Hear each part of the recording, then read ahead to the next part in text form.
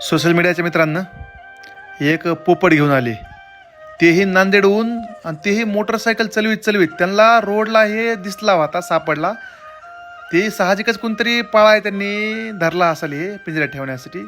बघितलं उडता येतंय का, नाही उडता येत, म्हणून पोरानं मला फोन केला, ते घेऊन आले इथपर्यंत. मी पण घरी घेऊन आलो. पुन्हा लेकराने बघितल्या लेकराला आनंद वाटला. ह्याच्यापूर्वी आपण 3 पोपट निसर्गात सोडले, तर घरी येऊन त्याच्यावेळेस त्यांना निहाळून बघितलं.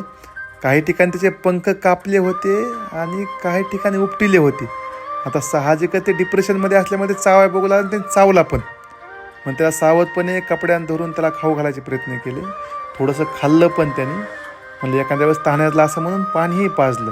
आता घरी आपल्या एक लकी एक नावाचा पोपट आहे. त्याला निसर्गात नाही सोडता, कारण की त्याला कोणतरी पिंजऱ्यात ठेवलं होतं असं, तर त्याला निसर्गात नाही जगताना म्हणून ते आपल्याकडे ठेवलेलं आहे. त्यांनी खाल्लं पण ह्याने काय खाय नाही गेला. चला, धन्यवाद मित्रा. हो, चांगलं काम केलं तुम्ही, इथपर्यंत आणून दिलं. आता मीही प्रयत्न करीन लवकरात लवकर पंख यावा, निसर्गात सोडून द्यावा. चला, काहीतरी वेगळं. धन्यवाद.